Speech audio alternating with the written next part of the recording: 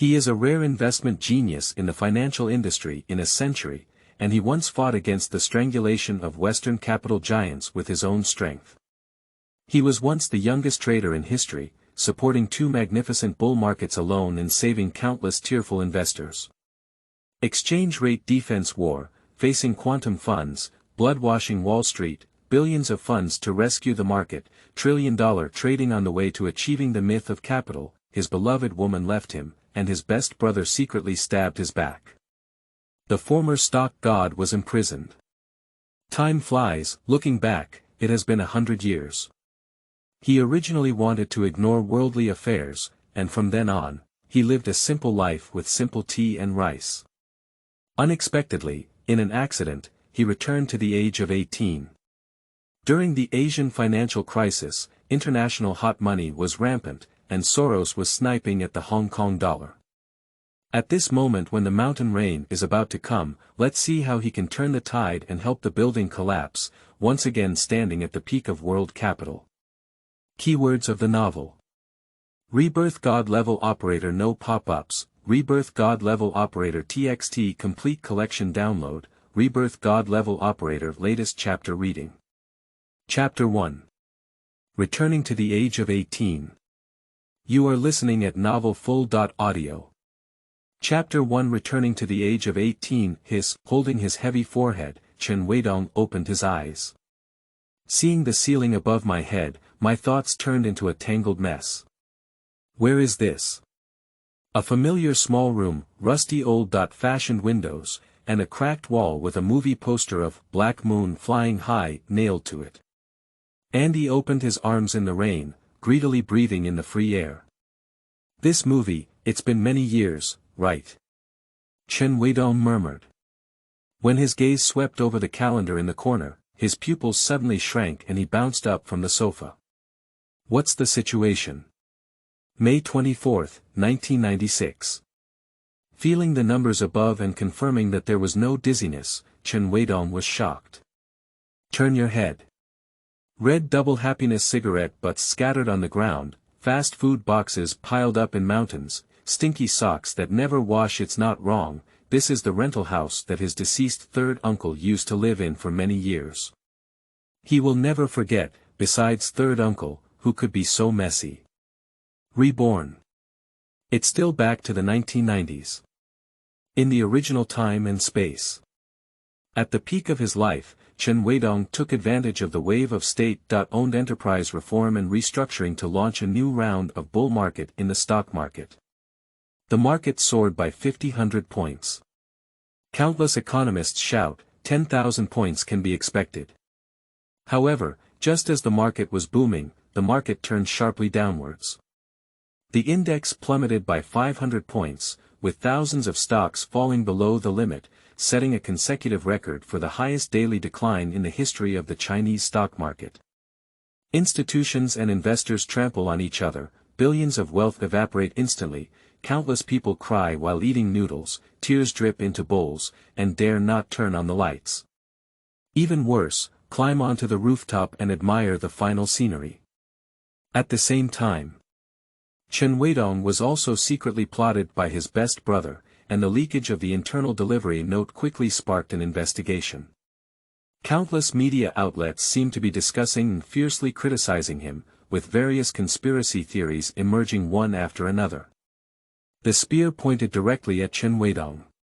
For a moment, 1,000 people pointed out. Chen Wei, with 100 words in his mouth, was unable to argue. With the help of high-level insiders, he was even labeled as the culprit of the stock market crash. A legendary stock god has been imprisoned. The court sentenced him to 20 years in prison, frozen all his assets, and banned him from the securities market for life. So far. In the following decades, despite the ups and downs of the Chinese stock market, it never returned to the 5,000-point level. And almost every year, the 3,000-point defense battle has become an eternal pain in the hearts of countless investors. Having experienced a long prison life, Chen Weidong understands that wealth is just fleeting. Clear tea and simple rice, this remaining life is his only wish. However, the trees desire stillness while the wind does not stop. On the day Chen Weidong was released from prison, he encountered a roaring mud cart. As someone over 60 years old, he couldn't escape and was crushed on the spot after waking up. There was the scene before us. Outside the window, cicadas chirp and chatter. The dazzling sunlight filtered through the dense banyan trees, leaving shimmering spots the size of copper coins imprinted on the ground. In May, Xiangjiang is already very hot. Chen Weidong leaned against the windowsill, overlooking the old street downstairs. A few aunties gathered together, speaking obscure and difficult to understand local Cantonese, with words such as tsim sha sui, workmanship, etc. vaguely audible. In the era of Xiangjiang, the problem of aging has become increasingly prominent, and it will become even more severe in 10 years. Many elderly people have to work until the age of 60 or 70 to retire. Away, you're awake, you're really exhausting me. Just as Chen Weidong was full of thoughts, a man about 30 years old burst in. Leather shoes, suits, and ties, with a flick of cigarette ash on the index finger, exuding a carefree demeanor with every move and gesture. This is Chen Weidong's third uncle. Chen Jie. Akelin is recognized as an upper-class person, promising youth, and the hope of the whole village. In his hometown there are many other titles, so I won't elaborate on them one by one. Simply put, it is the most beautiful child in the village. Back then, Chen Weidong was just fooled by him, and after several twists and turns, he came to Xiangjiang. Don't smoke, this is not a good thing. Seeing the smoke swirling around, Chen Weidong frowned slightly and grabbed the cigarette from Uncle San's mouth, throwing it to the ground and stomping on it fiercely. About 10 years later, the third uncle in front of him will suffer from lung cancer and become a bony skeleton. Even though Chen Weidong had already possessed endless wealth at that time, he could not save his third uncle's life and could only watch him pass away in pain. It is urgent to quit smoking in order to prevent him from repeating the same mistakes. Yo ho, you're a promising kid. Do you dare to meddle in my affairs? Uncle San's face was taken aback, somewhat surprised. Away, who was usually a bit shy, seemed to have changed his personality today, even speaking with an unquestionable aura. Step by step, just as Chen Weidong was about to speak, a heavy and hurried sound of footsteps suddenly came from inside the corridor. Away, quickly hide. The third uncle's face changed drastically, and he immediately threw himself to the ground regardless of his appearance, wanting to crawl under the bed. Sigh. Chen Weidong stood by the window with a bitter smile, instantly recalling some bad memories. Bang! The door was fiercely kicked open, carrying a fierce wave of air. 7 or 8 fierce and ferocious men rushed in, filling this small room of less than 10 square meters. A strong sweat and odor rushed into the nostrils, causing the air to become hot and dry. Hee, where are they all? Chen Jie, you owe my big brother 3 million, should we deal with it? The leading suit man quickly walked forward and pulled out the trembling third uncle who was stuck under the bed. He gently patted the dust on his body and smoothed his slightly wrinkled collar, which was completely reminiscent of an old friend reminiscing about the past. 3 million, what are you joking about? Chen Weidong's expression froze for a moment, thinking he had heard the wrong thing. Although he knew that Uncle San was a jerk, he couldn't possibly owe so much, could he? You should know that in the 1990s, the richest people in many parts of mainland China couldn't afford to spend so much money. It's 800,000. I only borrowed 800,000. Third uncle's face turned pale, and he hurriedly took a few steps back, his voice trembling as he defended himself. The man in the suit saw the situation and a hint of sharpness flashed in his eyes. He then smiled again and said, we agreed to pay it off in a month. It's been 3 months now, and the rest is considered interest. But the interest is too high, how can I afford to pay it back? Uncle San's throat wriggled, he swallowed his saliva, and said with a frightened expression on his face. His eyes kept turning from time to time, and he glanced slightly out of the window. Chen Weidong understood in seconds, but shook his head with a very small amplitude, signaling third uncle not to take risks. The height of 3 floors could really lead to falling to death, let alone running away. This is your problem, otherwise you should know our 14K rules. The man in the suit seemed to have missed the third uncle's small gesture, picked up the lighter on the table next to him, lit a cigarette, and said with a somewhat playful expression. Xiong, don't talk nonsense to him. Let's use this kid's hand as interest first. A bald man next to him, with a face full of flesh, was very impatient. He took out a long knife emitting a cold light and walked straight towards third uncle. Don't do it. Uncle San screamed in fear and kept retreating until he shrunk to the corner of the wall. Chen Weidong frowned, not knowing how third uncle would have offended these people. It seemed different from the memories of his past life. Xiong Gu. Please grant me a few more days, me, Pop. Before Uncle San could finish speaking, the bald man suddenly slapped him in the face. Pick up your puji, Xiong Gu is something you can call. Seize this weakling. Ignoring the 3 uncles' cries and begging for mercy. Several big men rushed forward, picked up the limping third uncle, and forcefully pressed him onto the table. One of the horses pressed his hand to prevent him from retracting. The bald man let out a fierce smile, his face trembling, and quickly swung his white blade to chop it down. Wait. Ah. End of this chapter. Chapter 2. The Amazing Robbery Case. You are listening at novelfull.audio. Chapter 2. The Amazing Robbery Case. The dull sound of metal wedges piercing in. Uncle shouted loudly, rolled his eyes, and fainted on the spot. Chen Weidong glanced at it. The sharp blade almost brushed against Uncle San's finger and struck the table. Kid, what do you have to say? The man in the suit spat out a cigarette ring from his mouth, squinted his eyes, and stared at Chen Weidong. From the moment he entered, he noticed that the young man was unusually calm. Even when he heard about to chop his hand, his face remained unchanged, which was not something that ordinary people could do. Or rather, it's not something that teenagers can do. I helped him pay back 3 million, but I need a few days, Chen Wei said lightly as he was fiercely stared at by a group of people. Oh, just you. Can you come up with 3 million? The bald man's tone was contemptuous, his face full of disbelief. Would someone who could come up with 3 million would live in such a shabby place?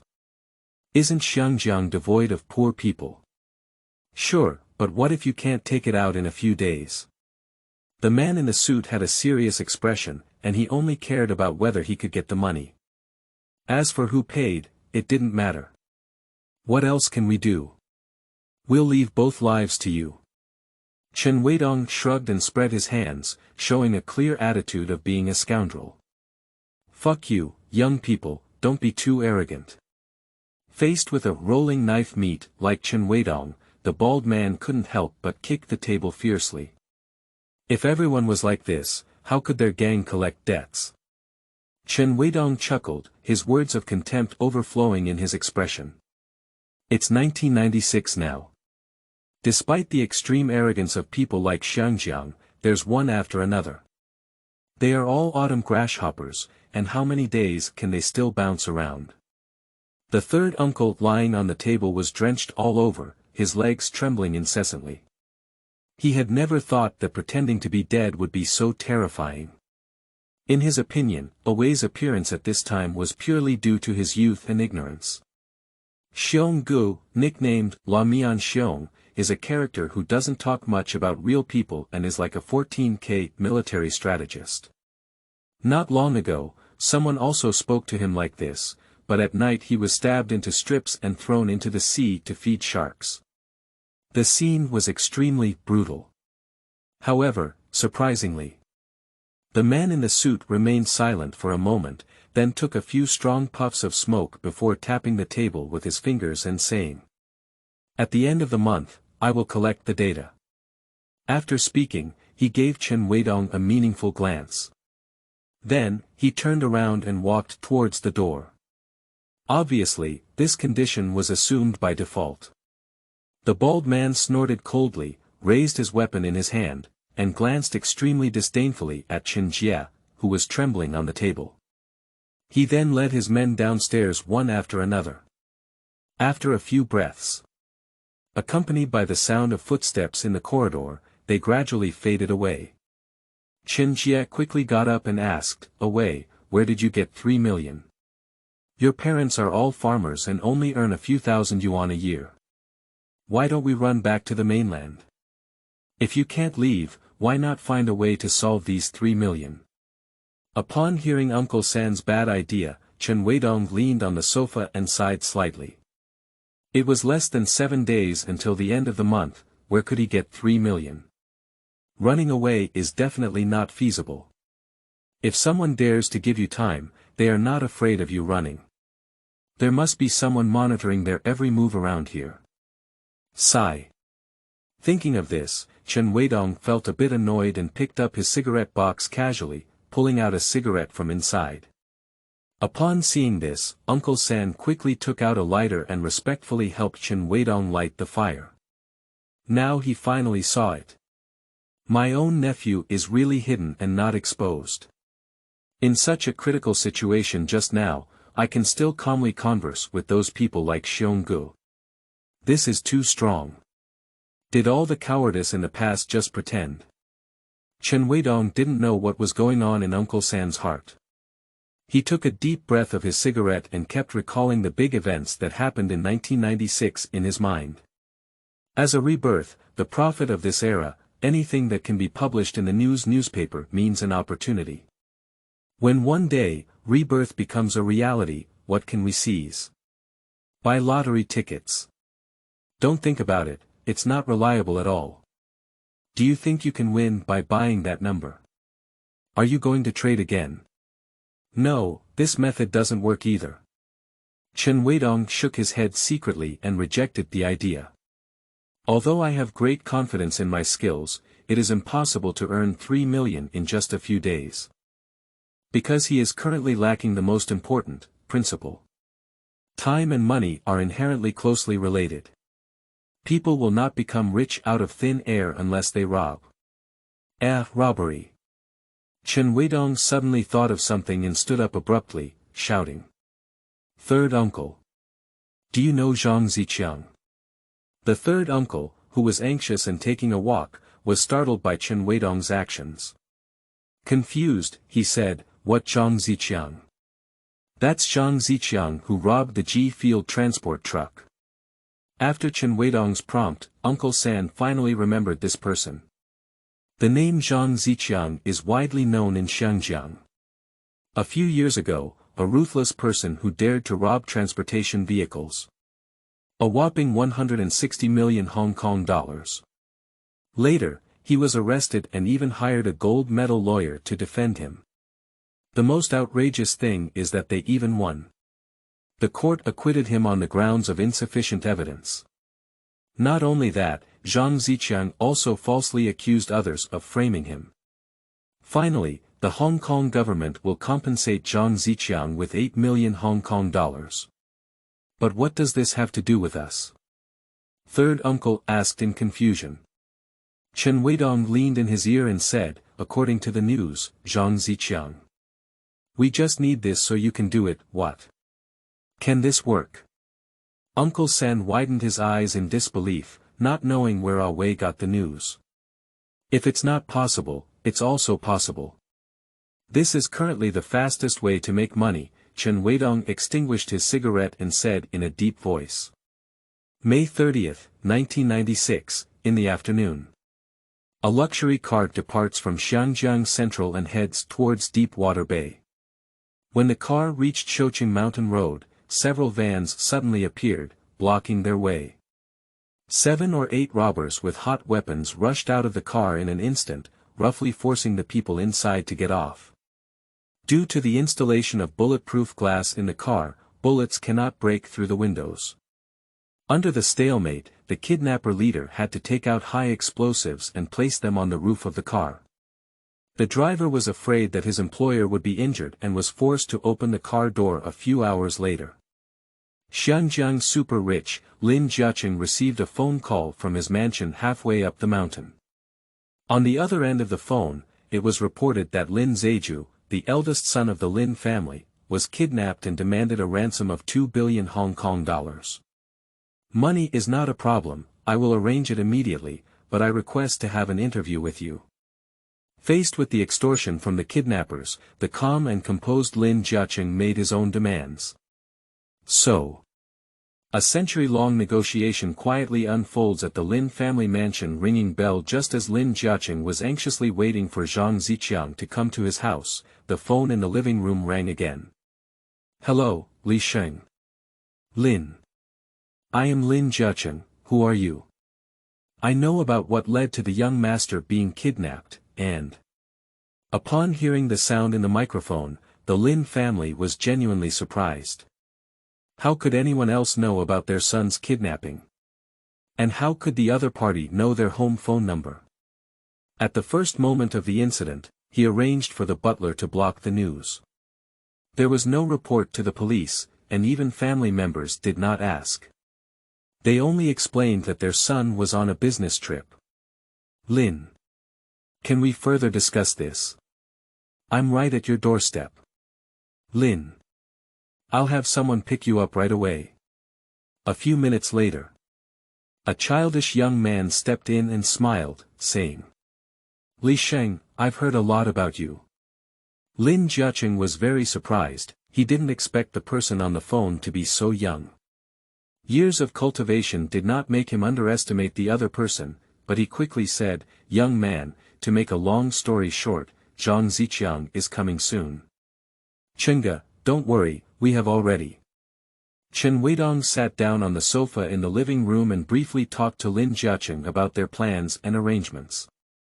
Although there are certain risks, it should be noted that in this situation, even if Zhang Ziqiang is given a ransom, the other party may not keep their promise to release him. Especially when encountering such fugitives, it is even more difficult to judge them with ordinary thinking. After several minutes of struggle and reflection, Lin Jiaqing finally nodded slowly and reluctantly agreed to this plan. End of this chapter. Chapter 3. I want 1 billion. You are listening at novelfull.audio. Chapter 3. I want 1 billion Xiangjiang, a luxurious mansion halfway up the mountain. Due to Zhang Ziqiang stepping on the road multiple times, he has already become familiar with the road. Soon. He came to the door of the Lin house and rang the doorbell. At this moment, Lin Jiaqing was already waiting in the living room. Under the guidance of the butler, Zhang Ziqiang walked confidently into the door. He deliberately lifted his jacket, revealing the bombs wrapped around his body, and said, Mr. Lin, please call out the police at your house. Zhang Ziqiang couldn't confirm whether Lin Jiaqing had reported the incident, so he used this statement to deceive the other party. Who would have thought that the century thief king did not have the unusual appearance that ordinary people imagine, but rather belonged to the kind of middle-aged people who were thrown into the crowd and inconspicuous. One cannot judge by appearance, Chen Weidong sighed in his heart. Seeing the other party actually tying a bomb to talk business, Lin Jiaqing's face showed no signs of fear, but instead smiled faintly. I have been in business for a lifetime without any particularly successful experience, but I have a deep understanding that in life and in doing things, one must keep their promises. If Mr. Zhang doesn't believe this, I'll take you to take a look. After hearing this, Zhang Ziqiang chuckled and said, I truly deserve to be a wealthy man who resounds throughout the Xiangjiang River. There's no need to look at it. I believe Mr. Lin still has this kind of reputation. However, who is this? Just as Zhang Ziqiang was looking around, he quickly noticed Chen Weidong lying on the sofa and immediately warned. This is a descendant of my hometown. Lin Jiaqing always maintained a smile on his face, as if saying something very ordinary. Zhang Ziqiang's gaze kept scanning Chen Weidong. Seeing that he was so young and clearly didn't look like a police officer, he breathed a slight sigh of relief and opened the door to see the mountain path. Okay, then I won't leave any ink on it. Mr. Lin, let's talk about the price. 2 billion yuan, I don't want old bills with consecutive numbers. This is impossible. Even if I withdraw from dozens of banks in Xiangjiang for 3 consecutive days, I wouldn't be able to withdraw so much cash. Lin Jiaqing pondered slightly in his heart and answered seriously. Indeed, and you can't write a check. Even if you do, you can't go to the bank to redeem it. Chen Weidong embraced Zhang Ziqiang with both hands and leaned against the sofa, looking at him with interest. He smiled and nodded in agreement. After all, taking a check to withdraw this kind of money is equivalent to falling into a trap, isn't it? Upon hearing what the two of them were saying, Zhang Ziqiang looked a bit resentful and didn't know what to do for a moment. He didn't want to attract attention, let alone wait here for 3 days. Just as Zhang Ziqiang was struggling, Lin Jiaqing slowly spoke up again. I'm in a hurry to have my son go home, and you're also in a hurry to get the money. Okay, I'll figure out a way to get 600 million yuan in cash for you before it gets dark tomorrow, ensuring that it's all non-consecutive old bills. How about that? Upon hearing the condition proposed by Lin Jiaqing, Zhang Ziqiang's expression froze and he was momentarily lost in thought. Soon, he shook his head and said. 6 billion, this number sounds a bit too thin, I don't feel very comfortable. Let's do it this way, 1.38 billion. Okay, come and withdraw the money tomorrow. Upon hearing this number, Lin Jiaqing had no inner turmoil and stood up to step on the steps and rest upstairs. Wait a moment. So what's going on? With so much money, I can't take it alone, and the goal is too big. If Mr. Lin doesn't mind, I'll stay here and send someone to take one batch after receiving it. Zhang Ziqiang suggested. Feel free, Xiao Chen. Can you help me entertain Mr. Zhang? I'm tired. After Lin Jiaqing finished speaking, he went upstairs on his own. In the living room, there were only 2 people left, Chen Weidong and Zhang Ziqiang, looking at each other.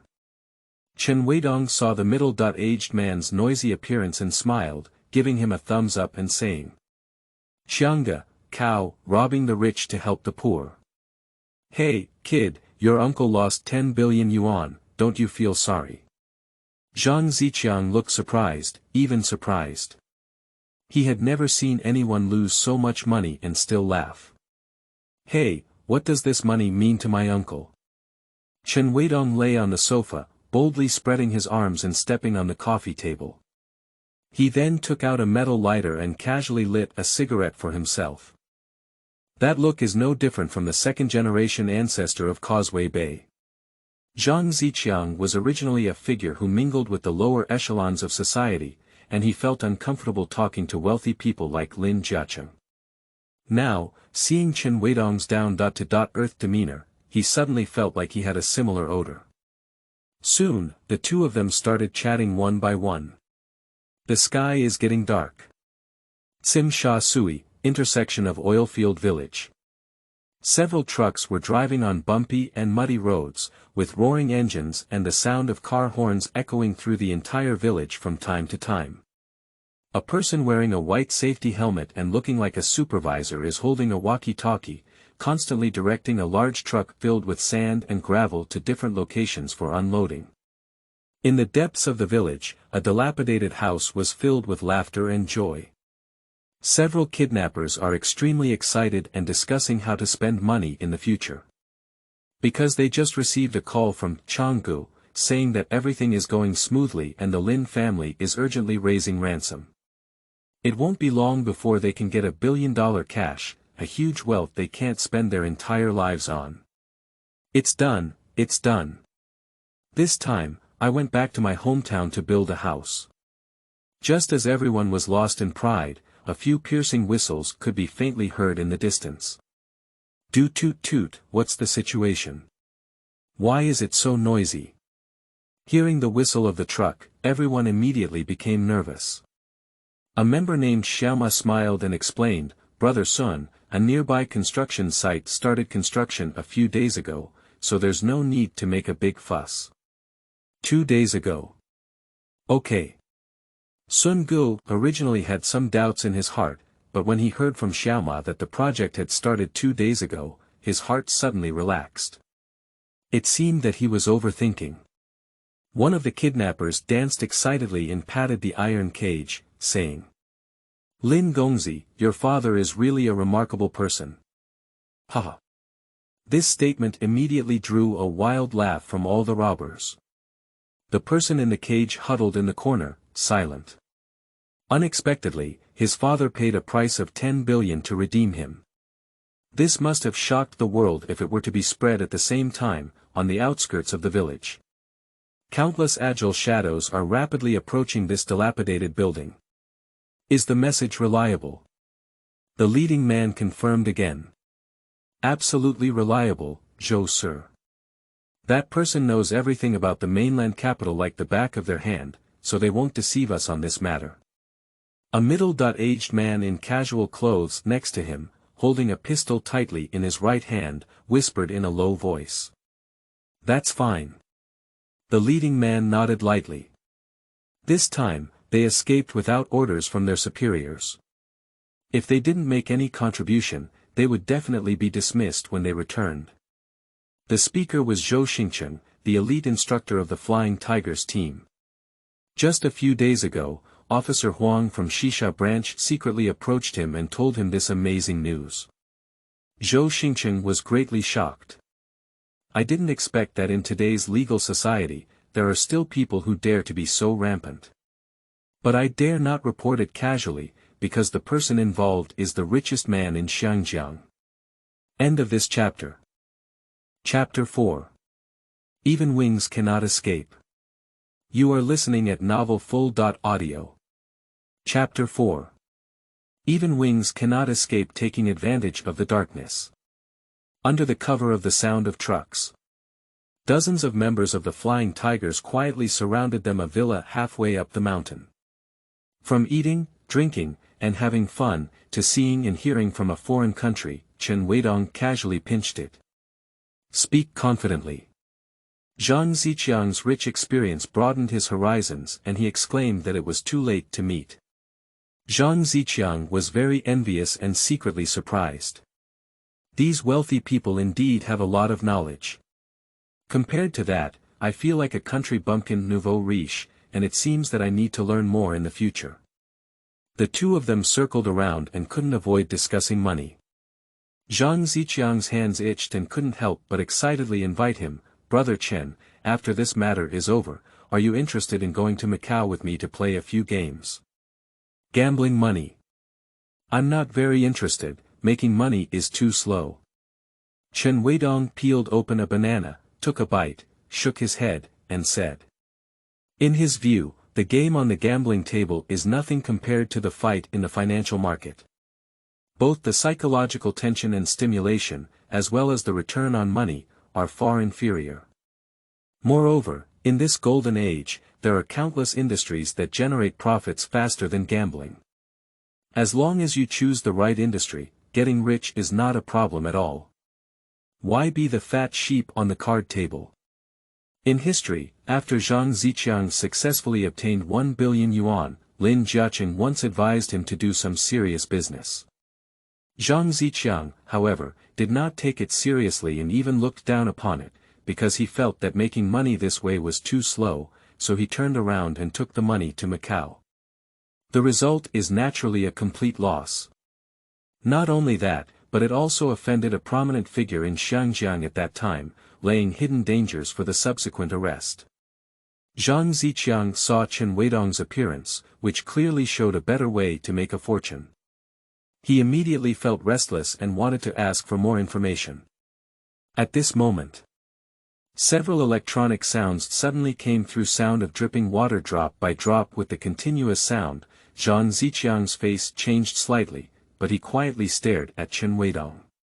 The atmosphere in the living room is becoming increasingly solidified. Chen Weidong touched his pocket and pulled out an old-fashioned phone, smiling awkwardly at Zhang Ziqiang. "Chang, I'm sorry, it was my third uncle calling." After speaking, he didn't shy away either. Directly pulling out the antenna and turning on the hands. Free, Chen Jie's voice immediately came out from the phone. Hello, Away, have you borrowed the money from your end yet? Not yet, but I think it should be fast, and you? I have already borrowed everything and everything is going smoothly. Sure, then I'll come over later. Hanging up the phone, Chen Weidong breathed a sigh of relief. It seems that Uncle San has already succeeded. Zhou Xingqing is a famous sharpshooter in Hong Kong and Macau. With him leading the team, it is not easy to deal with a few small thieves. I only chose him considering his success rate. Success lies in man, planning lies in heaven. If all of this can fail, Chen Weidong can only admit defeat. Think of it here. Chen Weidong didn't leave any ink on his face. He swept away his previous cynicism and stood up, throwing himself to the ground with a loud voice. Chang, my third uncle has already borrowed the money, and I am also preparing to leave. Ah! Is it so fast? Zhang Ziqiang felt a bit regretful. He finally met an interesting person and wanted to continue chatting, but he didn't expect them to say they were leaving so soon. Well, yes, good luck to you too, Chen Weidong smiled. The purpose of this trip has been achieved, and naturally there is no need for him to continue staying here. Next up. He said a few more polite words to Zhang Ziqiang before leaving the villa without any delay. This crisp and sharp appearance made Zhang Ziqiang hesitant to speak. In the end, he still didn't have the courage to force Chen Weidong to stay. I can only watch him leave helplessly. In the living room. Several dim yellow night lights emitted a dim glow. Zhang Ziqiang lay on the sofa, pondering for a moment, feeling as if something was wrong, but he couldn't even say it for a moment. Thinking of Chen Weidong's hurried appearance before leaving, a bad feeling suddenly surged in his heart. He suddenly got up from the sofa and stood in the living room shouting. Is anyone there? Butler. Is Mr. Lin here? The whole villa was quiet and terrifying, with no one responding, only the dim lights telling the depth of the night. Zhang Ziqiang's face changed greatly, and he quickly ran upstairs. He searched all the rooms and found them empty. He quickly took out his phone and dialed a call. Sorry, the number you dialed is temporarily unavailable. Please try dialing again later. In an instant. Zhang Ziqiang's hair stood on end in fear, and cold sweat dripped from his forehead. Without much thought, he quickly rushed out of the door. Bang! Bang! Before Zhang Ziqiang could run far, 2 sniper rifle bullets hit his feet. Hurry up and stop. A dozen or so bright lights instantly swept over, illuminating his area like daylight. Immediately raise your hands, or else you'll shoot. Don't act rashly. Dozens of police cars, hundreds of police officers, including journalists and paparazzi from the entire Xiangjiang area, all received the news. Amazing news, who wouldn't want to ride the heat? Or, show your face. Going out in the future and boasting to others is a form of capital.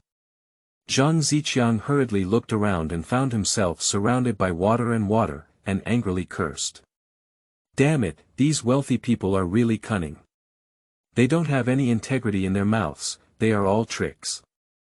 Seeing no possibility of escape, Zhang Ziqiang had no choice but to raise his hands, you said, to detonate the bomb.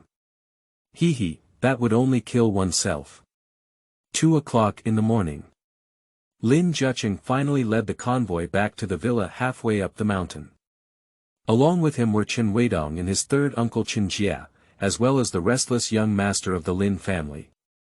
Survival after disaster. Lin Zeju was still very scared about the kidnapping incident and excitedly asked, Mr. Chen, how did you actually save me? Lin Zeju only remembers that he was locked in an iron cage when suddenly there was a loud bang. Several members of the Flying Tigers team burst into the door in an instant, with a burst of strafing. The whole process was extremely thrilling, and he thought he was going to be torn up. As a result, a group of kidnappers were quickly killed before they could react, and there were no missing fish.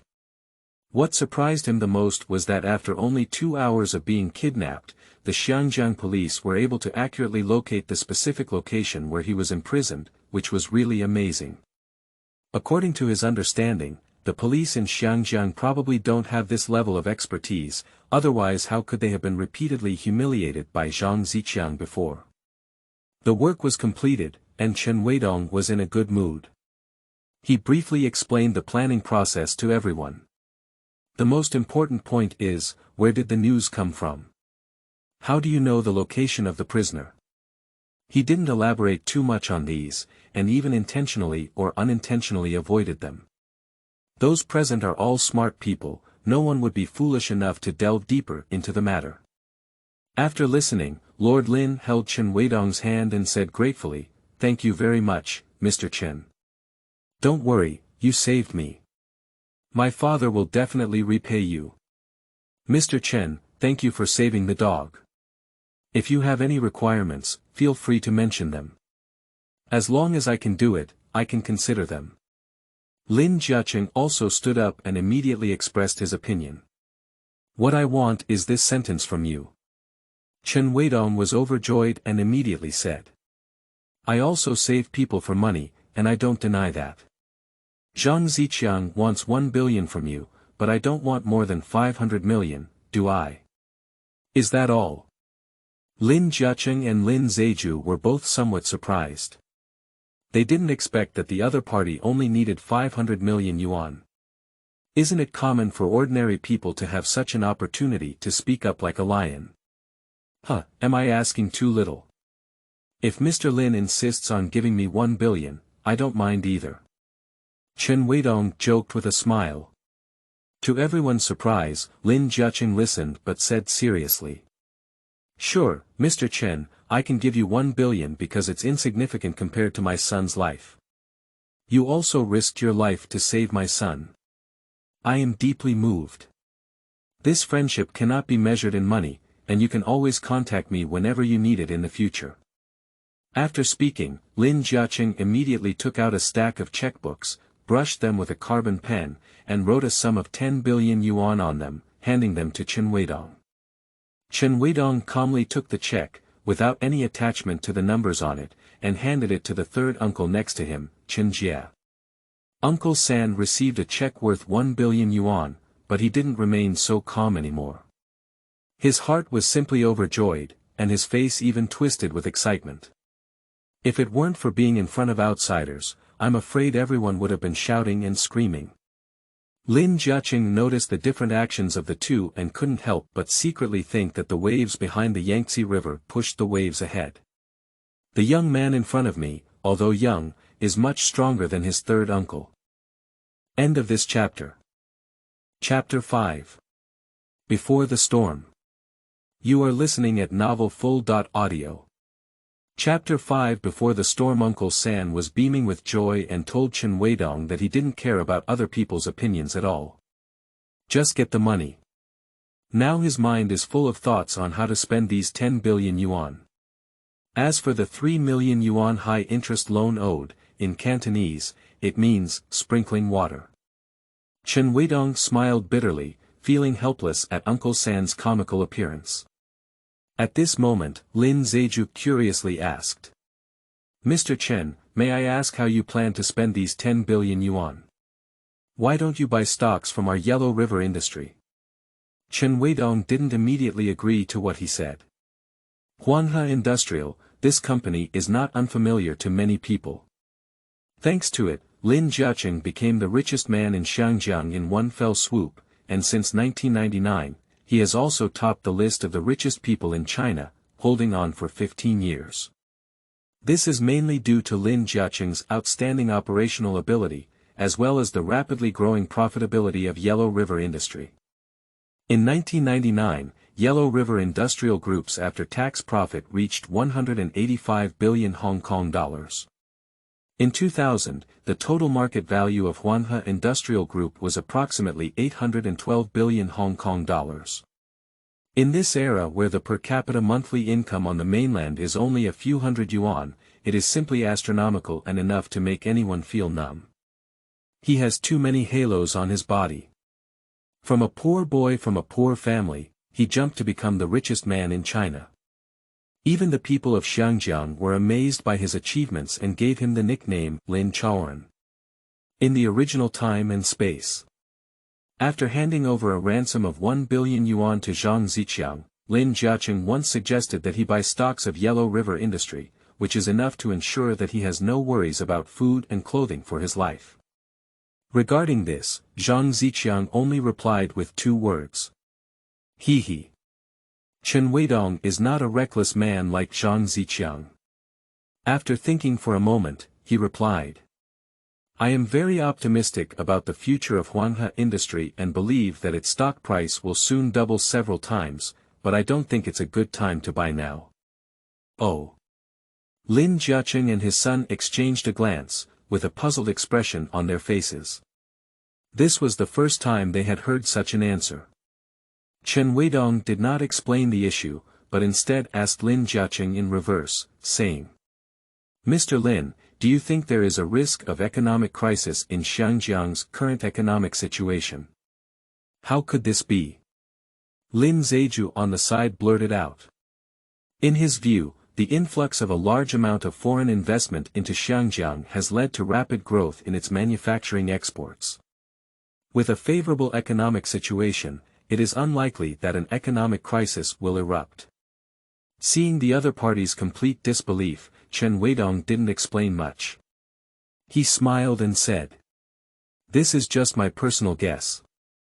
If I'm wrong, let's just laugh it off.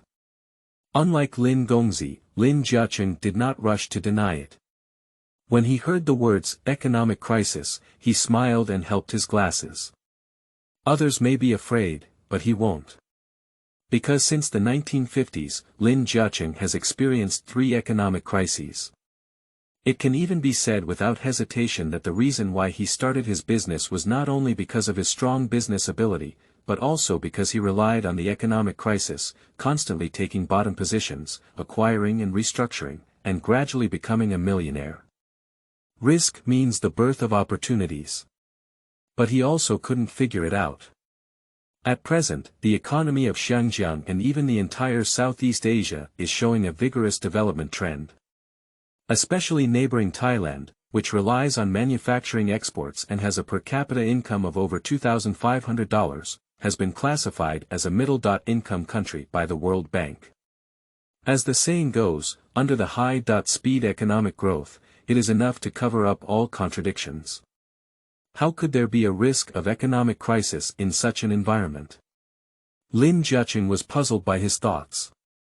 If Chen Weidong knew his inner thoughts, he would definitely tell him that this is called the limitation of the times.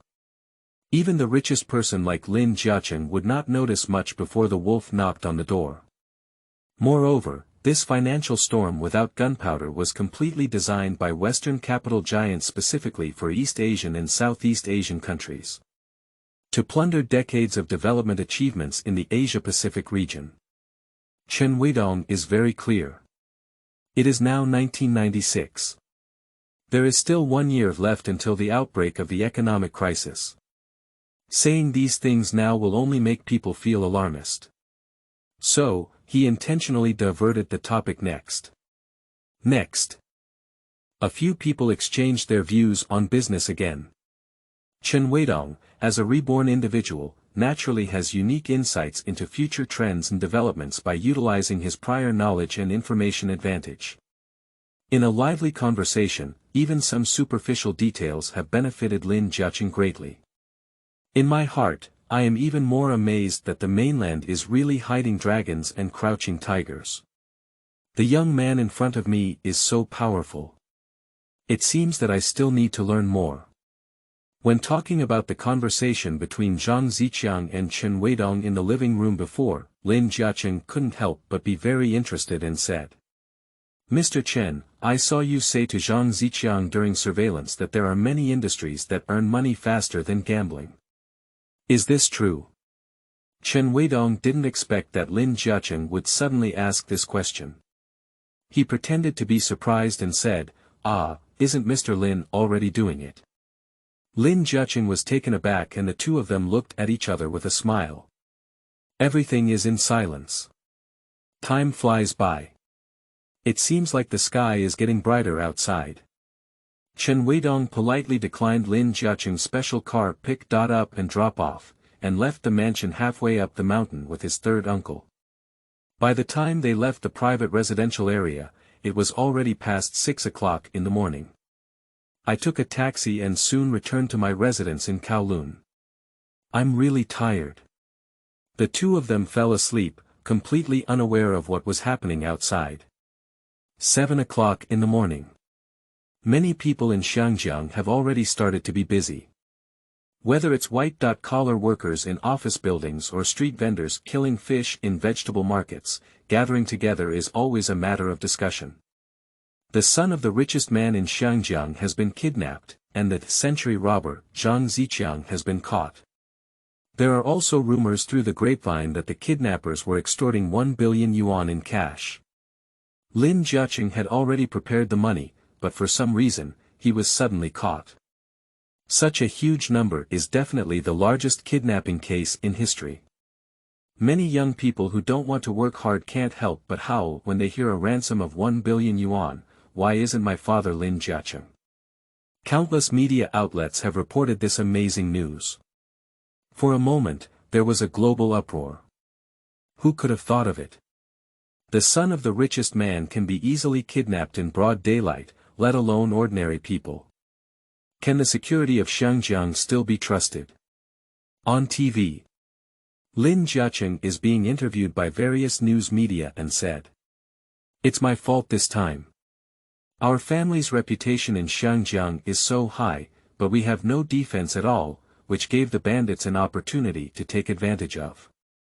For example, every morning at around 5 o'clock, I drive to the new territories by myself to play basketball. If a few cars come over and intercept me at this time, I will have no strength to fight back. It seems that I really need to reflect on myself."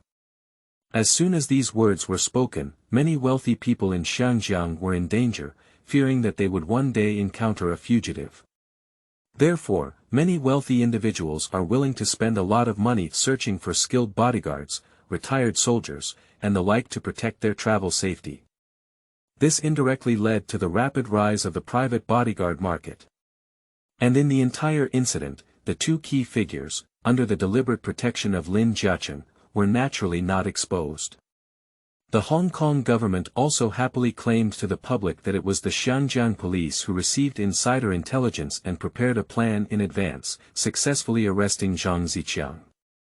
The director of Xinjiang Police Force also stepped forward and expressed that their police officers have excellent quality, ability, and confidence, and protect the personal safety of the general public. Please do not worry. Bandit leader Zhang Ziqiang. In addition to several previous robberies, he was punished for multiple crimes and all property was confiscated, resulting in a life imprisonment sentence. Xinjiang law does not include the death penalty. In addition, personnel related to this operation have also been promoted to varying degrees. Thus, in a situation where everyone was barely happy, a perilous century kidnapping case came to an end. Even years later, even if it has been a long time, it will often be mentioned and become a topic of great interest among the public. And several important participants in this event later became the most shining stars in the industry. End of this chapter. Chapter 6. Future Directions. You are listening at novelfull.audio. Chapter 6 Future Directions. On the scorching summer day, the rolling heat waves constantly surged into the room, making it impossible for people to continue to be calm. I don't know how long it has been. Chen Weidong woke up from a daze.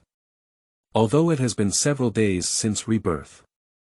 But every time I wake up, I still can't suppress the feeling of worrying about gains and losses. I'm afraid it's just a dream. I'm really afraid that Rebirth is just a trick for heaven to comfort the disappointed. Away, you're awake. Let's have some fork-cooked rice first. Chen Jia saw him awake and casually called out. Chen Weidong looked up and found that Uncle San was reading a newspaper that seemed to be related to real estate.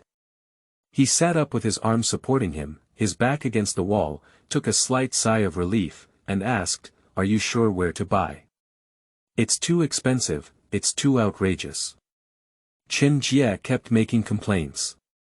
He used to think that the skyrocketing housing prices in Xiangjiang had nothing to do with him, as he couldn't afford it anyway. Now that I have money, I realize that house prices are already so high. Chen Weidong listened and felt lost in thought. Recalling the housing prices in Xiangjiang in history, it is indeed too famous. Between 1991 and 1996 alone, the Xiangjiang Property Price Index increased fourfold, and in 1996 alone, housing prices rose by another 30%. Now Uncle San says he wants to buy a house, no wonder he thinks it's too expensive. Spending a few hundred yuan is often criticized as extravagant. Now that I have 1 billion yuan in my pocket, it's normal for me to feel a pain when I suddenly have to spend such a large amount of money to buy a house that has been hyped up.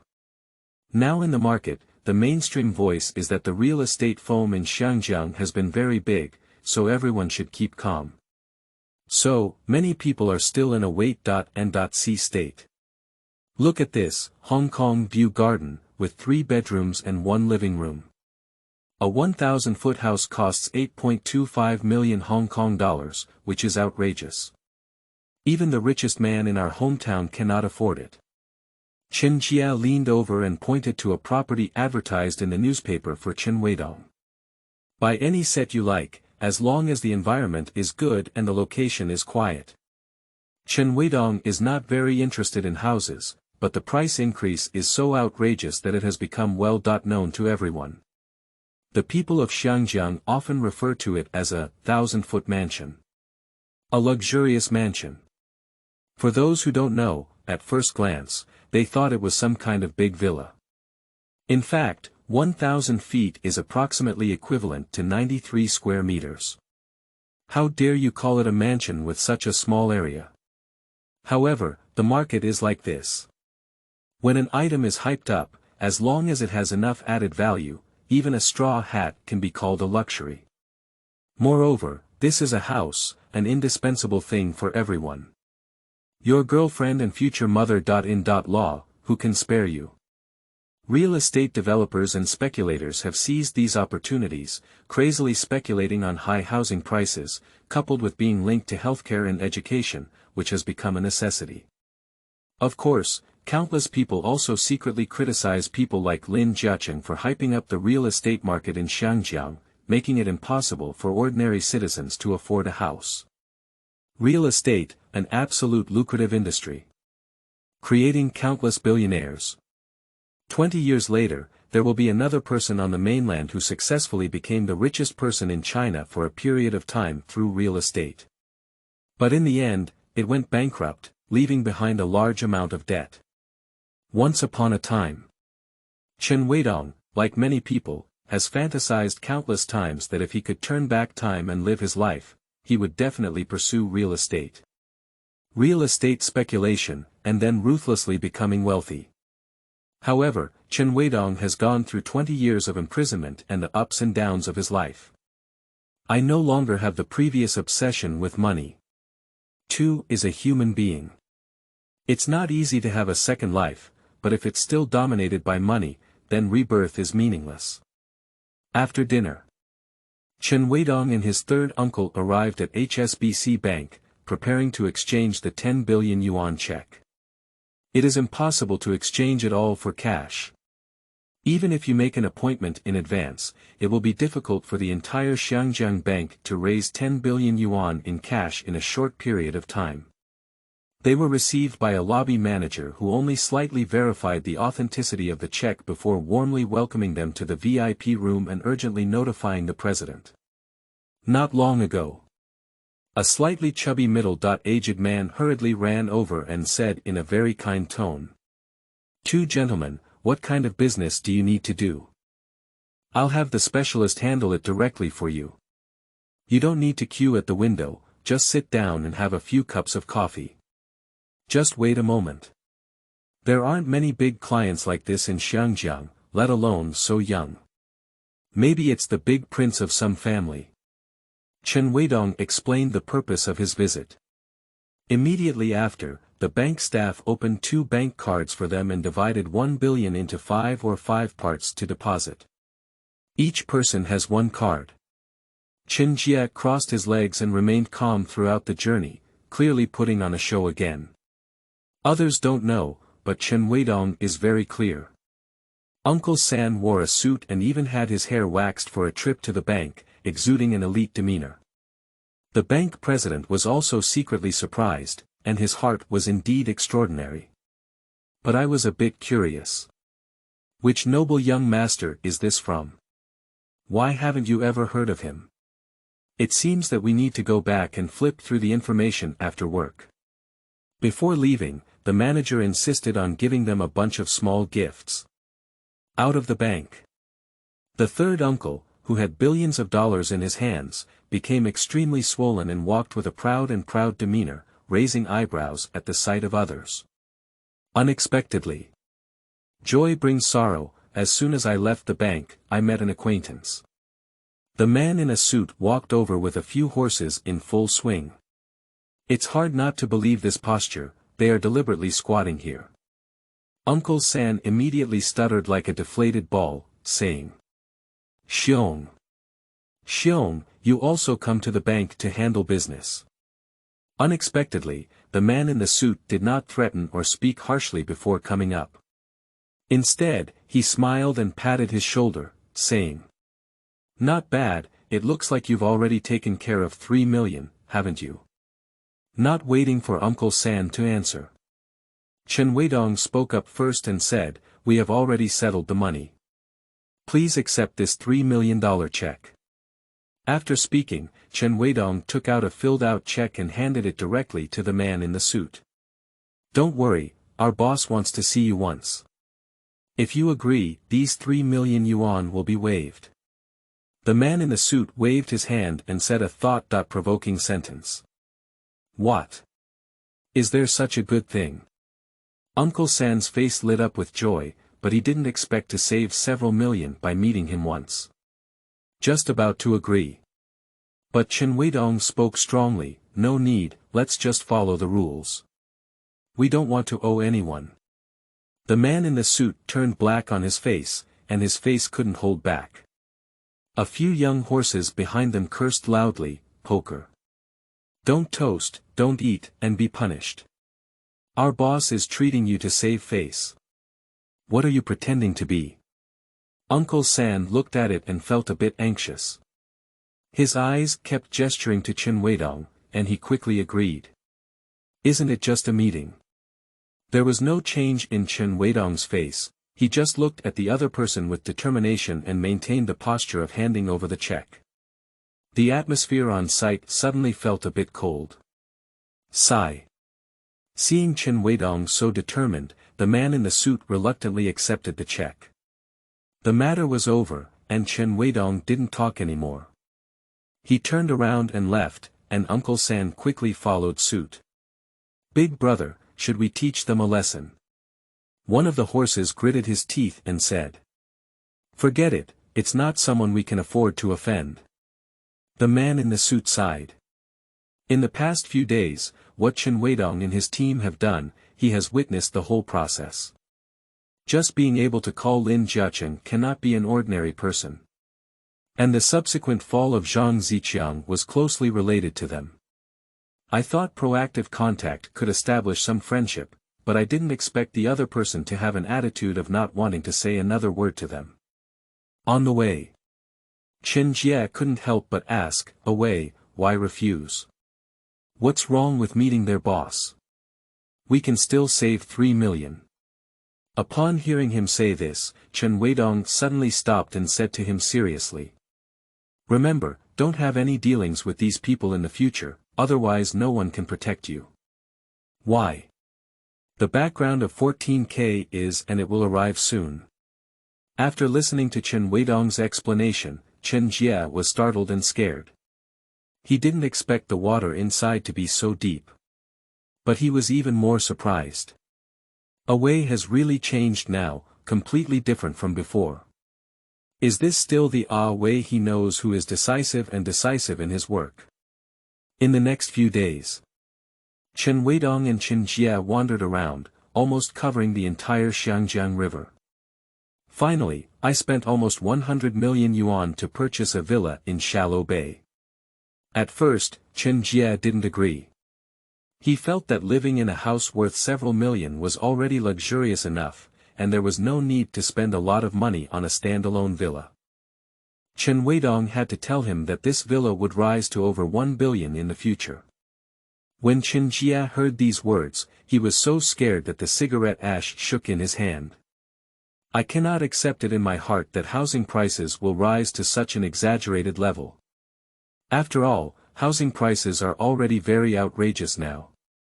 If you tell him now that they will increase by more than 10 times in the future, who can bear it? Will the house still be inhabited by people at that time? Finally, despite Chen Weidong's repeated insistence, the two gritted their teeth and bought the property. So much so that more than a decade later, the third uncle was extremely grateful for this decision. However, except for the house. There is one more important thing to do. End of this chapter. Chapter 7. Infinite Private Equity. You are listening at novelfull.audio. Chapter 7 Infinite Private Equity Xiangjiang, Central. This is the heart of Xiangjiang, as well as its commercial and financial center. From 1887 to 1891, Central underwent multiple reclamation projects. The Xiangjiang Club, Queen's Statue Square, Legislative Council Building, and others were also built during land reclamation projects. The 1970s to 1980s were the heyday of Central. At that time, multi-story skyscrapers were constantly being built in Central, including the headquarters of various banks. In addition, the financial market began to prosper, and many of Xiangjiang's main commercial activities were carried out in Central. Many people from Xiangjiang even take pride in working in Central. Perhaps it is also because this invisibly implies the meaning of social elites and high-level officials that people flock to it. Away, what are you bringing me here for? In Queen's Avenue, Uncle San looked at the bustling streets with people coming and going, and couldn't help but be extremely curious. Standing under the billboard of Li Jinji, at the street corner, feeling the interweaving of time, Chen Weidong suddenly turned to ask. Uncle, have you watched The Great Era? Who hasn't watched this? The TV series that went viral a few years ago. Fong Zhanhua, Ding Crab, right? Huh, it seems so. Do you want to become a stock god? Who wouldn't want to, but isn't this just a dream? Sure, as long as you have this heart. Uncle San was confused, and before he could react, he saw that Away had already moved forward quickly, so he had to hurry up and follow him. On the way, Chen Weidong kept paying attention to the office buildings along the way, analyzing the advantages and disadvantages of their locations. Even though the third uncle was slow, he understood and quickly asked. Away, you don't really want to speculate in stocks, do you? What's wrong? Can't we? Chen Weidong raised his eyebrows and stared at the building in front of him, answering with great interest. The risk is too high, right? I saw in the news that many people who failed to invest in stocks have jumped off the building. And, do you understand stocks? Uncle San exclaimed in surprise. According to his understanding, Away probably hasn't been exposed to stocks before. How could he suddenly say he wants to speculate in stocks? Chen Weidong smiled. Once upon a time. He only took 5 years to write a myth that shocked the industry. In his long career, as long as he predicts stocks, there is almost no judgment error. How many people are queuing up, asking themselves to take a look at the stocks in their hands? However, regarding his third uncle, Chen Weidong patiently explained, if you don't understand, you can learn. With so much money in hand, you can't just sit idly by. After thinking for a moment, Uncle San nodded slightly and said, that's right. We really should invest some money, otherwise no matter how much money we have, it will be spent. In fact, he understands very well that if he spends money recklessly, he will definitely not be able to save money. He must engage in some financial investment and have a sustainable source of income. Moreover, this 1 billion yuan can be said to have been earned entirely by a way, but he didn't say a word and directly allocated 500 million yuan to himself. This moved him very much. You should know that there are many brothers who turn their backs because of money. If a Wei can achieve this level, what else can he say? Seeing that Uncle San had figured it out, Chen Weidong nodded to himself. Uncle San, although he likes to hang out with women, spends money recklessly, and even has a slight gambling addiction, his biggest advantage is that he never betrays the people around him. In the original time and space, Uncle San was repeatedly pursued for debt, but he resisted everything alone and did not implicate Chen Weidong. There is a certain level of tacit understanding between the two, and their emotional intelligence is not low, so there is no need to explain many things too clearly. So, in Xiangjiang, a place where fish and dragons are mixed, one can definitely be considered a reliable person. Subsequently, the two of them spent over 1 million yuan to rent a whole floor in a building called Deer Horn Building. This exorbitant rent has caused great pain for Uncle San, constantly complaining about spending so much before he even started making money.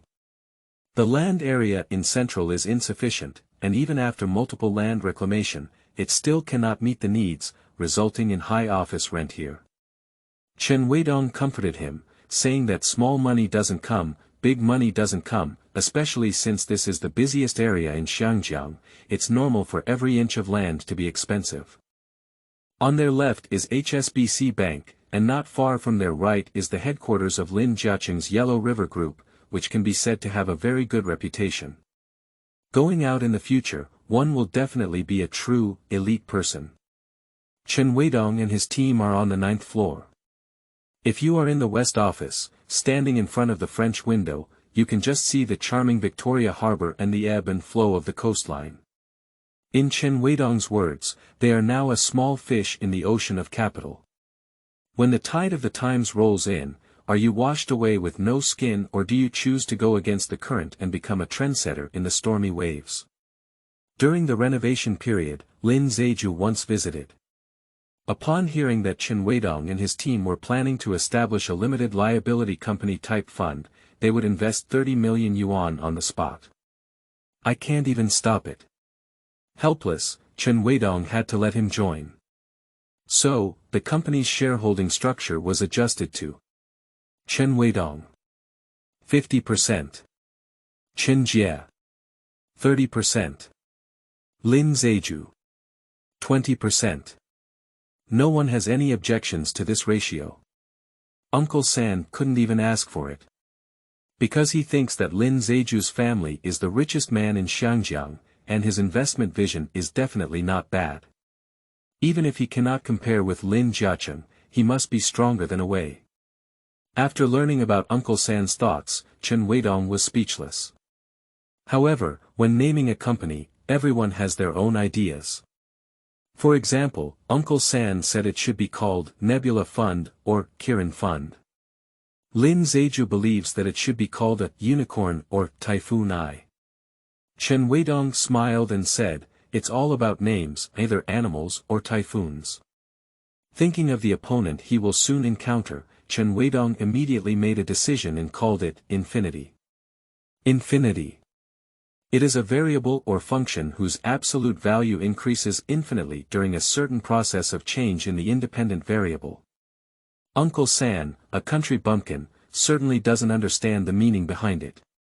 Lin Zeju actually thinks this name is very nice. So the minority obeyed the majority, and the company name was determined to be Infinite Private Equity Fund Company, Limited. What is private equity? The common type of fund on the market, which is publicly issued and can be easily purchased, is called a public fund.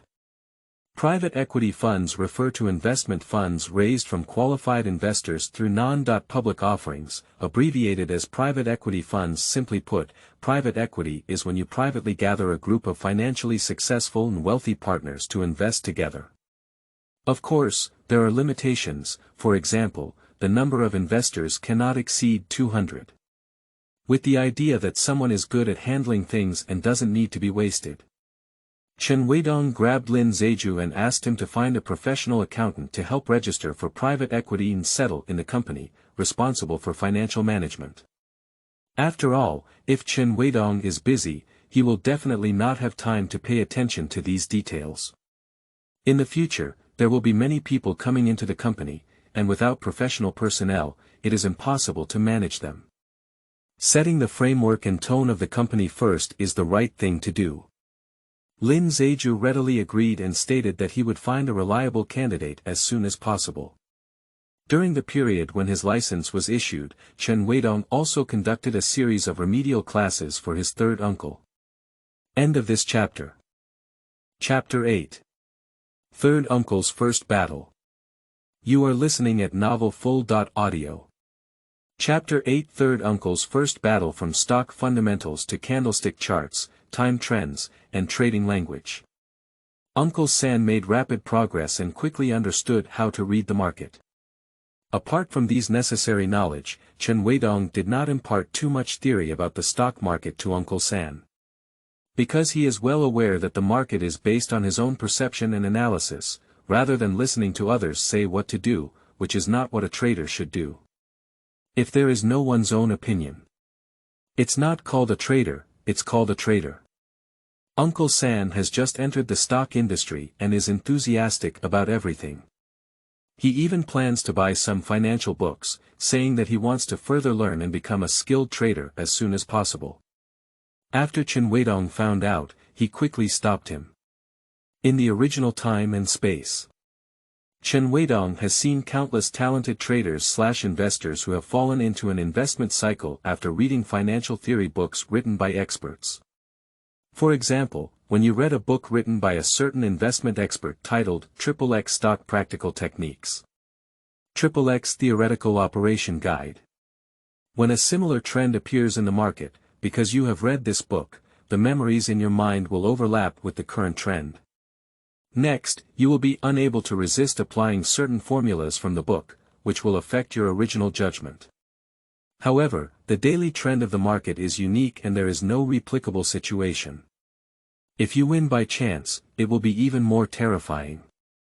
Because in your subconscious, you will develop a sense of identification with these theories, such as, what is said in the book is indeed somewhat reasonable. This kind of subtle psychological suggestion is enough to destroy a highly talented trader and make you take more detours. Once formed, it is almost irreversible. So, a top trader must be absolutely confident and have the ability to think independently. Everyone has a natural sense of stock trading, but if you learn from other people's theories, so, your own perception of the market will become weaker and weaker, until forever losing the qualification to become a top trader. There are many ways to make money, which can be written in books, but it will never form a formula. After gaining a basic understanding of stocks, Chen Weidong opened a stock account with his third uncle. After all, practical experience is the best teacher. The trading hours of Xiangjiang stock market are from Monday to Friday every week. Morning 09.30.12.00 Afternoon 13.00.16.00 The market is closed on Saturdays, Sundays, and holidays. In terms of trading time, the daily trading time of the Xiangjiang stock market is 1.5 hours longer than that of the mainland. Uncle San was very excited about his first stock trading and directly transferred 10 million yuan to his stock account. Countless people entered the market with the dream of becoming wealthy. Uncle San is no exception.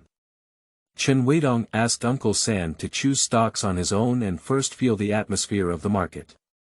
In 1996, larger financial institutions in Xiangjiang had fully popularized computers and did not need to go to the stock exchange to place orders. A few days ago, Chen Weidong also spent a huge amount of money to purchase several IBM computers. In this first-tier city on the mainland, with an average annual income of only a few thousand yuan per person, IBM, which is often priced at around 30,000 to 40,000 yuan per unit, is unattainable. Therefore, during this period, commercial users were the main target of these large computer companies. But even if you purchase accessories yourself and assemble a 486 computer, it still costs over 10,000 yuan. This is almost the 3-year salary of an ordinary worker. Even earlier, when the Xinjiang stock market did not use a computer, trading was conducted over the phone.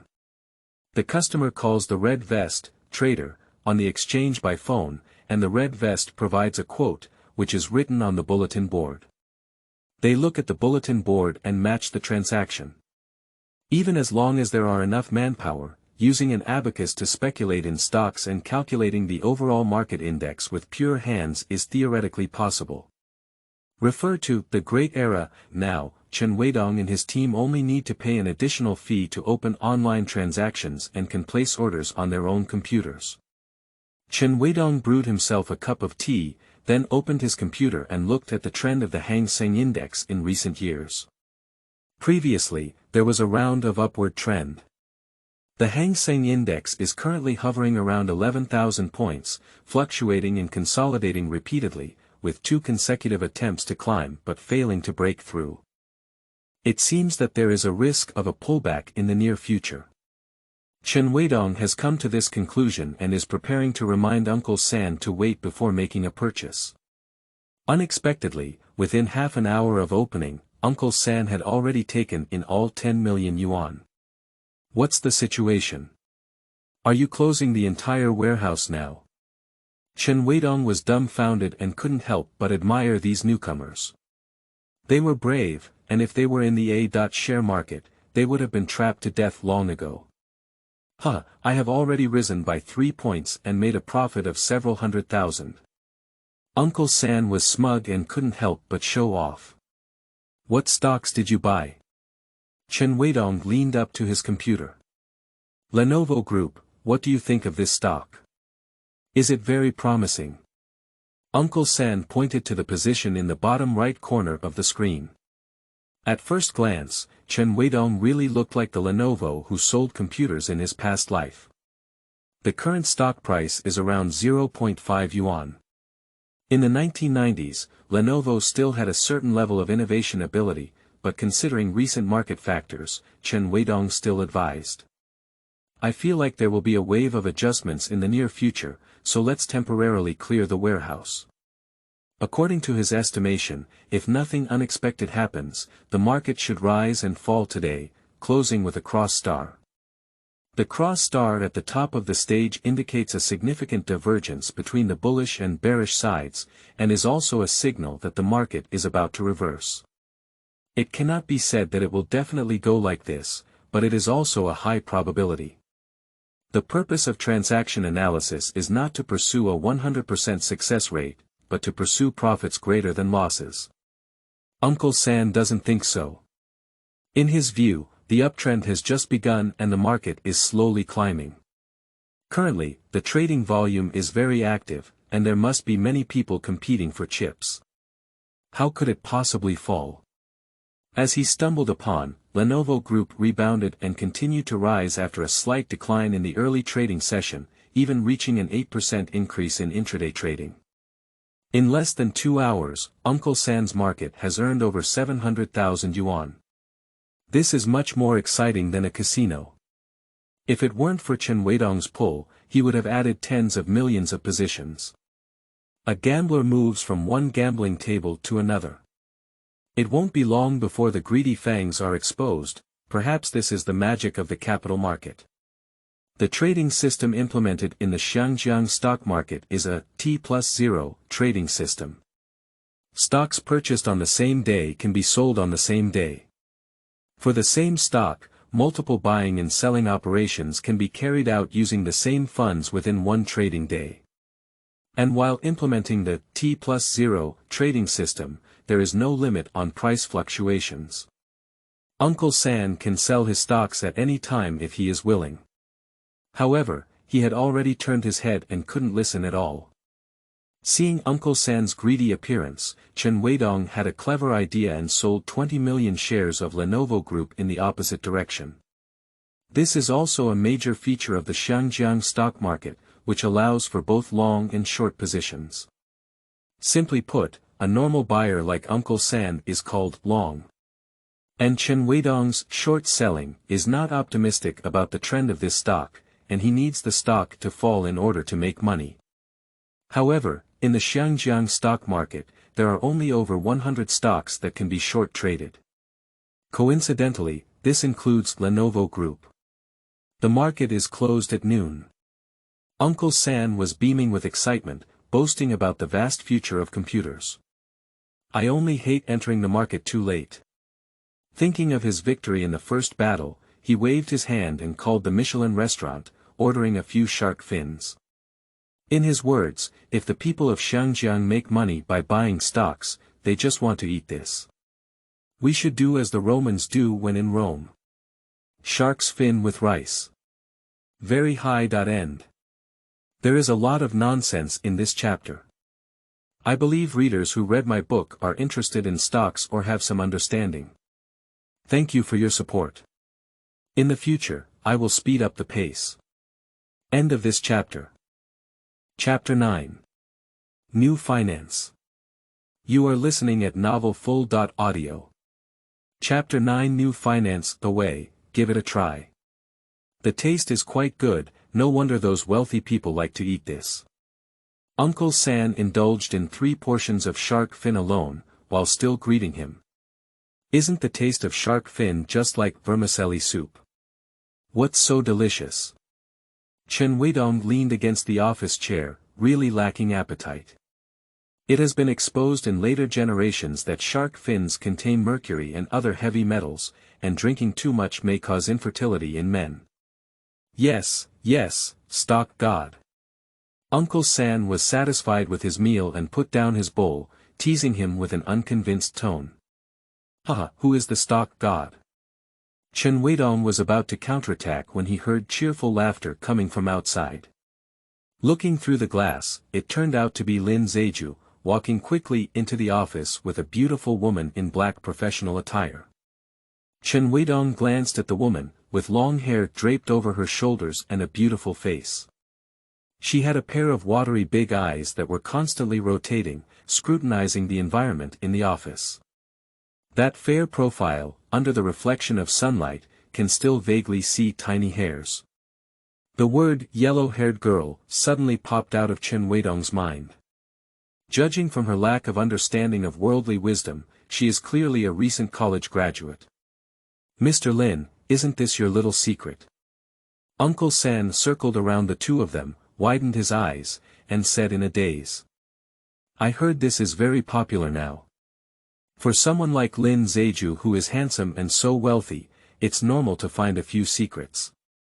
Chen Weidong nodded, showing an expression as expected. Go, where did you think of going? This is the financial manager you need. Seeing that both of them were thinking crooked, Lin Zeju quickly explained. If this kind of rumor spreads to one's own father, it will inevitably be preached. Is that all for financial matters? She's too young, isn't she okay? Chen Weidong was surprised and instinctively asked. As soon as these words were spoken, the girl became unhappy. She raised her eyebrows and sneered, Mr. Chen, aren't you only 18 years old? You're even younger than me. How can you just do it? Good guy, crazy. Chen Weidong took a cold breath. What's the reason for this? On the first day of work, I contradicted my boss. Do you still want to work in the company in the future? Quickly gave Lin Zeju a few winks. Lin Zeju smiled and explained, this is Li Xier, the daughter of my father's friend. Upon hearing this, Chen Weidong became unhappy on the spot and said somewhat displeased. Ah Ju, I asked you to find a finance representative. Could you please fill in a related account for me? What did you treat our company like? Lin Zeju grinned and couldn't help but run a squeeze, saying. Let's pull it down. Li Xier just graduated from Harvard University in the United States and just returned to Xiangjiang. Coming to your broken company as a finance officer is already a waste of her youth. Is it this big?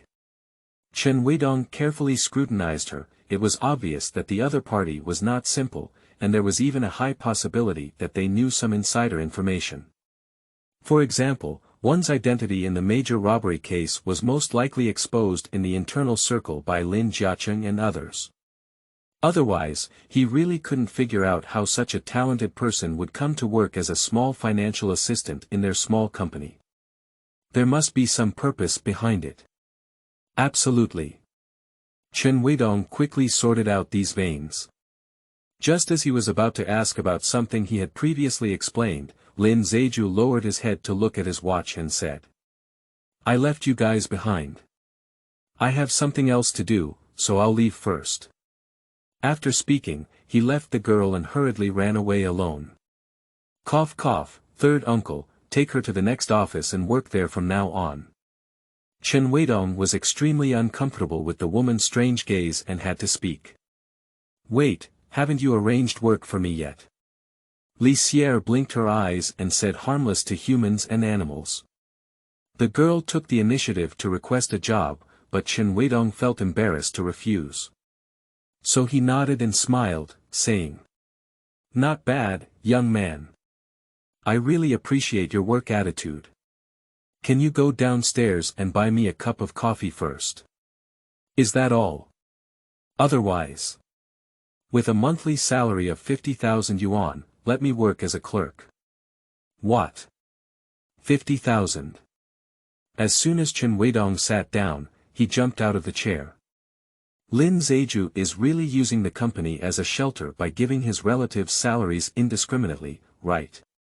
You go downstairs to buy 3 cups of coffee first, and we'll talk about it when you come back," Chen Weidong said with a dark face and waved his hand, dismissing the girl. "Uncle, what do you think?" Chen Weidong asked.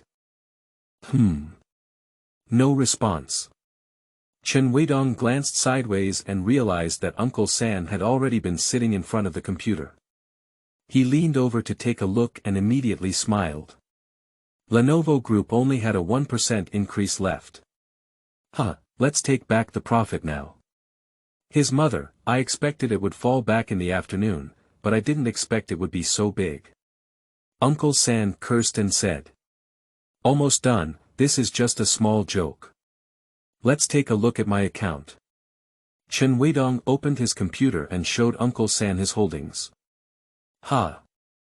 Why did you make a profit of over 500,000 yuan, said Uncle San in surprise. Short selling, the price difference that Lenovo Group experienced in the afternoon is my profit. Chen Weidong explained. Are you two really idle, one long and the other short, working for the exchange all day? Chen Weidong turned his head and saw that it was Li Sierre who had bought coffee back. He exclaimed curiously, do you also understand stocks? I'm studying finance, how could I not understand? Li Sierre pursed her lips and said with some pride.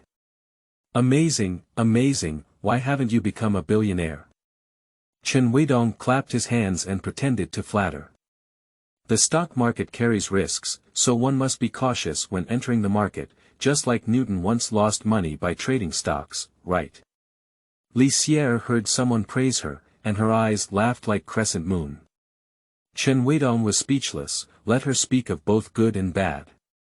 At this moment, Uncle San suddenly asked, who will be the general manager of our company?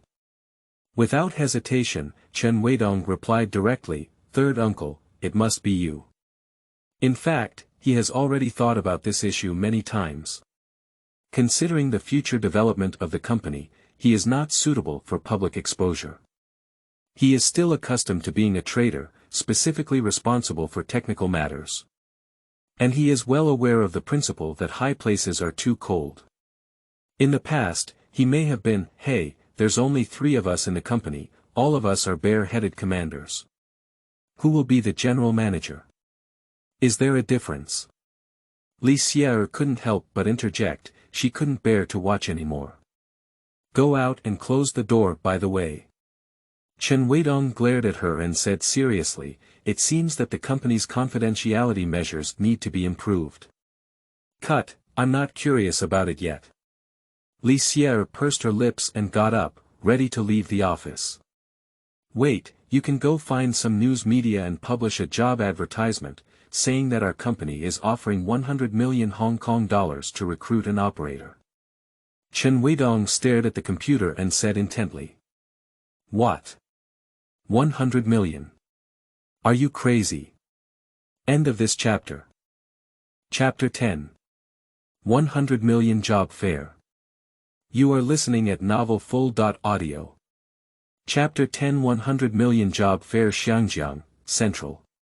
Far East Securities, Queens Avenue branch. There are still 10 minutes left until the market closes. Xiao Chang yearned for the same, lying on the office chair, leisurely looking at the several manipulators in front, constantly practicing proficiently. At this moment, Trader Xiao Zhang suddenly turned around and said, Mr. Xiao, someone just bought 20 million shares of Lenovo Group from us. Xiao Chang rubbed his temples with his fingers and casually said, check it out, who bought it? Xiao Zhang quickly typed on the keyboard a few times and then replied, Mr. Xiao, it's not an institutional seat. You can only find out who it is from Tiger Securities. You need to ask the person over there for specific information. Xiao Chang sat up and frowned slightly, saying, is it so troublesome? Yes, but I checked and they are also in Central, just a few hundred meters away from us. Xiao Zhang looked at the computer, confirmed again, and then replied. After listening, Xiao Chang remained silent and leaned back on the chair. Is it a leak of information? A thought flashed through his mind that even he felt absurd. Mainland companies have just submitted contingency plans, and the board of directors has not yet approved them. Perhaps someone accidentally bought it and was very optimistic about it. Thinking of this, Xiao Chang's heart relaxed a bit. Just then, a loud noise suddenly rang out from the office hall outside. Xiao Chang said with some displeasure, go and see what's going on. In no time, Xiao Zhang rushed into the office and said to Xiao Chang with some excitement, Mr. Xiao, I heard that there is a company that has been published in the newspaper for 100 million Hong Kong dollars, recruiting operators. 100 million. Are you sure? Xiao Chang was also shocked. These days, although the salaries of traders are very high, they are far from reaching 100 million. At the same time, several securities companies in Xiangjiang have received this news. While amazed by the boldness of the pen, countless practitioners who believe their technology is still good are starting to feel restless in their hearts. This is 1 billion, enough for ordinary people to achieve financial freedom. However, this is not over yet. Another explosive news has exploded, even greater than the previous sensation. According to the latest news, this company is recruiting operators without restrictions on education, age, gender, and so on. It can be said that there is no threshold. No matter what profession you are, even on the street, any passerby can come and participate. Everyone has a chance, absolutely fair and just. As soon as the news came out, it completely ignited the financial industry and continued to spread and spread. So much so that now, as long as you take a walk on Central Street, you can hear people gathering together to discuss this matter. Even the fruit vendors on the street and the cleaning aunties sweeping the floor threaten to participate and try their luck. What if I am selected? According to the survey, more than 80% of Xiangjiang people have invested in stocks. About 50% of the people are unwilling to leave even if they lose money. Investors in Xiangjiang are willing to invest 23% of their monthly income and can accept investment losses from 4 months of salary. It is evident how strong the speculative mentality of Hong Kong people is. In the 1990s, the popularity of the Xiangjiang stock market was not an exaggeration to describe it as nationwide stock trading. Unfortunately, it is. Until the end of this news, the specific assessment method and content were not mentioned at all, only leaving a message saying to wait for further information. So much so that on that day, countless people looked at it and cursed loudly, saying things like, throwing thunder nuts, being a street thug, cursing the boss of this company for impotence and so on. Deer Horn Building, 9 floors. The noise outside was blazing hot. Chen Weidong and others are also engaged in a heated argument. Away, just now the Hong Kong Stock Exchange sent an inquiry letter asking us what's going on, saying that private equity cannot be publicly promoted. Uncle San hurriedly walked back and forth in the office, but he didn't expect Ah Wei to make such a big mess that it was impossible to end. This is 100 million. At this rate of spending, the company will go bankrupt in just a few months. Reply to the Hong Kong Stock Exchange, stating that we are only recruiting externally and have not publicly conducted any sales or fundraising activities, so it does not violate the fund law. Ignoring Uncle San's complaint, Chen Weidong tapped on the table with his fingers and calmly explained. Okay. Chen Weidong's confident demeanor calmed the third uncle down a lot, but he still sat down and said. How are we going to specifically screen out the people we need? We can't set questions for them to take the exam. The key issue was raised. Li Sierre stared at Chen Weidong with beautiful eyes, wanting to see how he would answer. Since there is no threshold, how can we make everyone convinced? If it doesn't work out well, it will backfire. This is different from typical companies recruiting employees. Traders not only need strength, but also a strong mindset and good operating habits. It can be said that this is a profession with very high comprehensive requirements. Chen Weidong glanced at the two of them and continued, previously, I had Lin Zeju find someone to create a computer software that can simulate stock trading. Simulated stock trading. Is the data real? Time. Li Sierre was shocked. She never expected that Chen Weidong would have someone develop a software specifically for simulating stock trading. This idea was too advanced, not even in foreign countries. Of course, although there may be a slight delay, it's barely enough, Chen Weidong replied with a smile as he stretched lazily in the armchair. In fact, he had already entrusted Lin Zeju to handle this matter when the company was first registered. Lin Zhucheng's Yellow River industry involves numerous industries such as energy, retail, real estate, telecommunications, ports, electricity, and so on. It can be said that in this era, he has basically been involved in all the profitable industries. The financial industry is also indispensable. Fangyi Securities is one of the many industries under the name of Huanghe Industrial. This infinity stock trading simulation software has a real-time data source that runs through the interface of Fangyi Securities, and its feedback speed is only slightly slower than that of the Hong Kong Stock Exchange. Because they are all our own people, these data can also be firmly grasped and will have more unexpected uses in the future. The best way currently is to screen out the traders they need through a stock trading competition. A few days later. Chen Jie, the general manager of Infinity Company.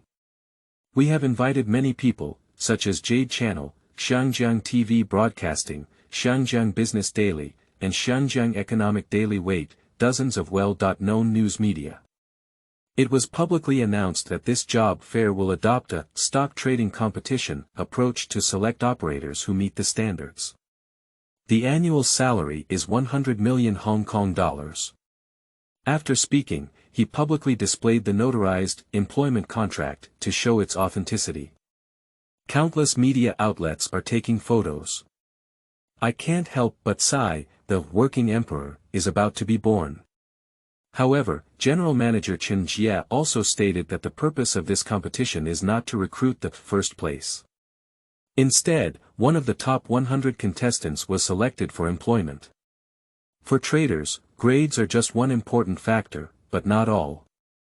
As soon as these words were spoken, a journalist couldn't help but ask, Manager Chen, if that's the case, would it be unfair to the first-place contestant? Faced with the media's criticism, Chen Jie laughed and said. This journalist friend said it well, so our company will distribute a bonus of 1 million Hong Kong dollars to each of the top 100 contestants. Boom! The scene suddenly became chaotic.